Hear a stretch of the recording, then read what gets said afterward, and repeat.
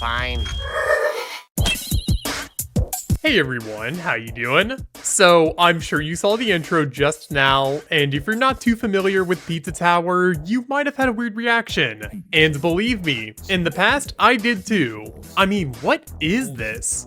Well, what I showed you was an earlier build of Pizza Tower that's dubbed by the fanbase as the rework build. This build of the game is infamous for several different reasons. To many players, it was the build that almost killed the game before it came out, and after playing it extensively for myself, yeah, I could see why. It's a real oddity shoved in between multiple very promising builds of this game, and it makes me ask, what went wrong with Pizza Tower's rework build? So how about we try to figure that out in today's video? Okay, so I think a good place to begin this discussion is with a brief segment on what Pizza Tower was before rework build came to be. I'm specifically looking at two major builds for this segment, those being the Sage 2019 build and the April 2021 build. Sage was the last major public build that most people knew about, and this build had a very strong foundation in exploration and destruction, kind of like a Wario Land game.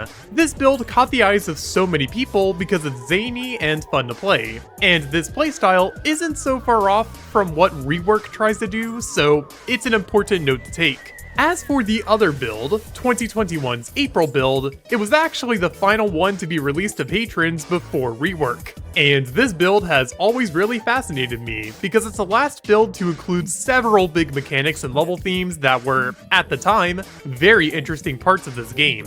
It's just a neat build, and I really enjoy it for what it is. Though I do find it interesting that this build had a grasp on something rework build didn't. Speed. We'll talk about that more in a bit, because now I want to cover what exactly rework has and does. We'll start with one of the more positive things I can discuss, which is the hub world. Though I won't give it too much discussion for this video, I find the areas this includes to be pretty cool. And there's actually a lot of assets in this early hub world that ended up being reused in some way for the final game's hub world. But despite that, it's hard to navigate.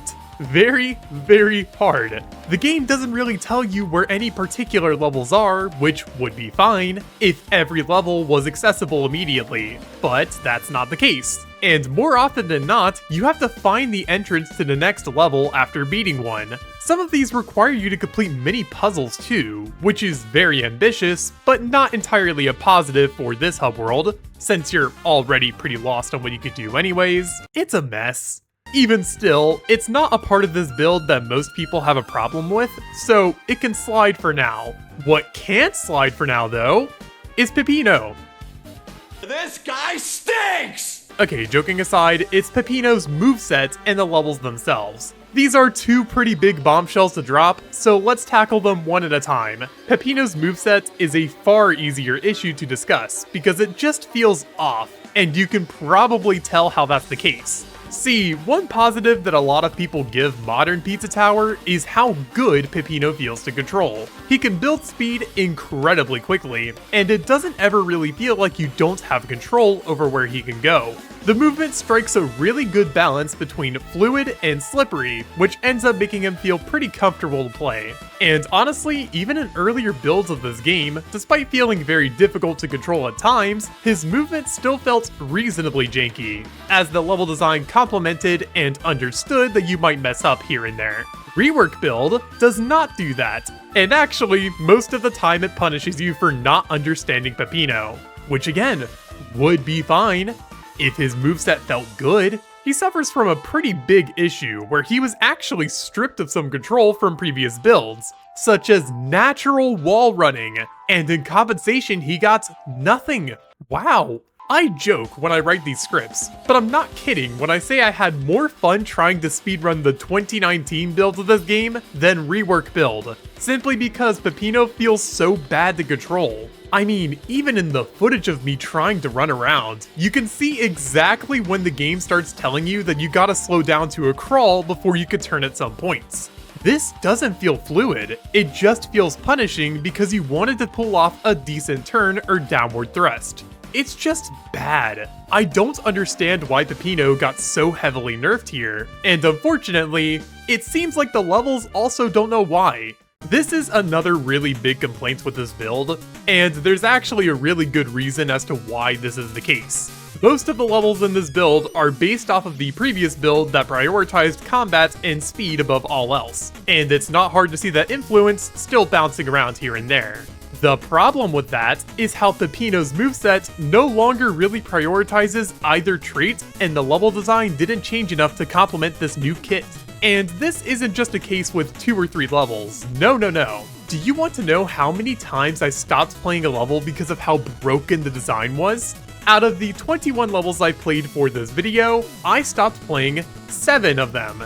Whether it was due to a level-breaking bug, such as fake Peppino hitting the player in Mansion while unlocking a key door, resulting in a player being unable to progress, or it was the level design just being so poor that the game didn't account for what would happen if the player got trapped in a pit, such as Oregano Desert, it still happened 7 different times. And initially, it happened even more due to the lack of explanations the game gives for where the player should head in a level. That's another major issue this build has, which is more so just a problem with the lack of polish the game had at this point in time, but even still. There's some levels here where it's more of a struggle to progress than it is to play a different level. Peppybot Factory and Gnome Forest in particular really have this issue, and it's telling that they ended up getting changed the most after this build. Though even cut levels have that problem too, such as Pinball, which is so bad. I cannot believe this level ended up being allowed in this build. It's insane just how much it turned around by the time Eggplants came along.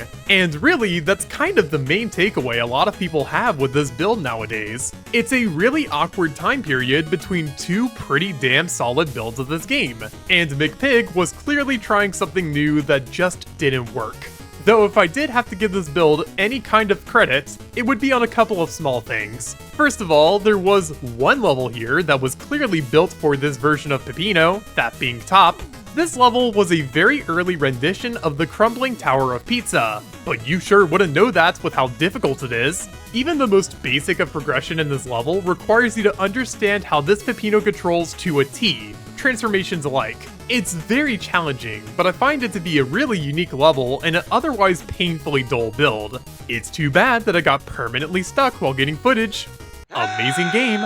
I also feel that the quality of life changes in this update were really positive, such as a faster ladder climb and the layouts of several levels finally starting to get the changes they desperately needed. Plus, Gustavo and Brick are finally here. And they play horribly. Oh my god, there's really nothing positive about this build. But even still, this is all just my opinion. Imagine how the people playing this game in 2021 felt. Yeah, it was probably like a punch in the gut. Now, I decided to watch through a few videos on the rework build in retrospect, whether it was a playthrough of the entire thing, or it was just like rework build footage, I guess. And it seems like a lot of the community looks back on this build as a pretty big L on McPig's end.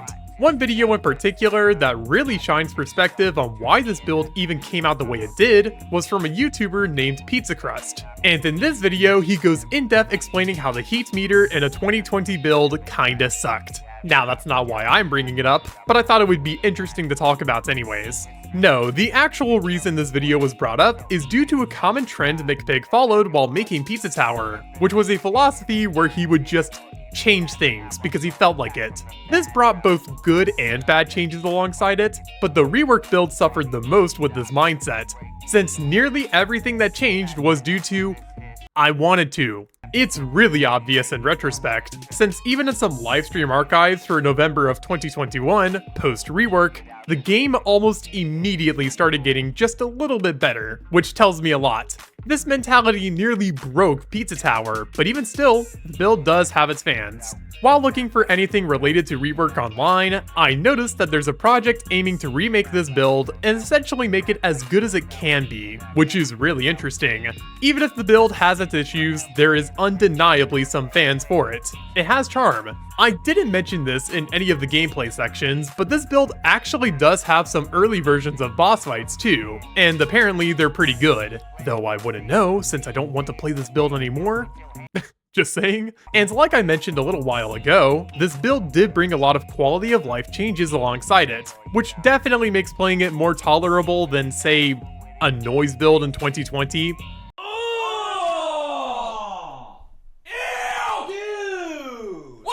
But with that, I think we can safely say there's a good reason this build didn't perform well, and it's simply because it's not Pizza Tower. It feels more like a poor imitation than an actual build, and that's a shame because so much of what weighs this build down is the weird choices that were made, not the build itself.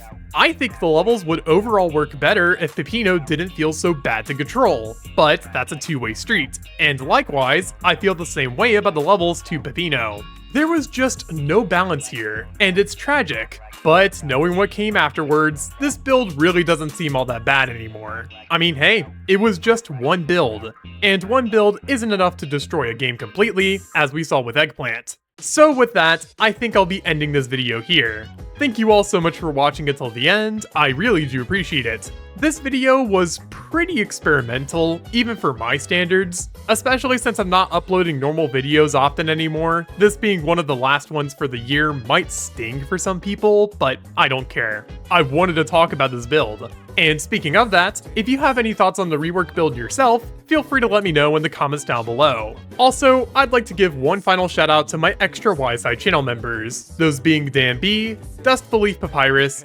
Envious, Glitch into Code 867, Nicholas Vankowski, Song, and Johnny Homeowner. Alongside my one normal member, thank you all so much for your support, y'all rock. And now, as for me here, I'm gonna go pretend war didn't get included in this build to make myself feel better. Peace. Yo, come on, man, I can't have